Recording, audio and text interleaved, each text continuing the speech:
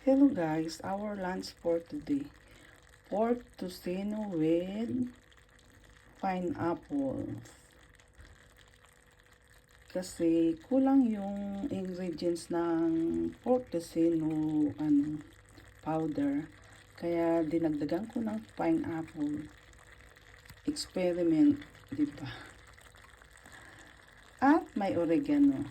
Pero masarap siya guys. Kasi minarinate ko ng 3 days. Ayan. Nilagyan ko ng fried garlic and pineapple. Yummy siya guys. At the oregano. Thank you for watching. Tara, let's eat. This is our lunch for today. Yummy. Kaon na.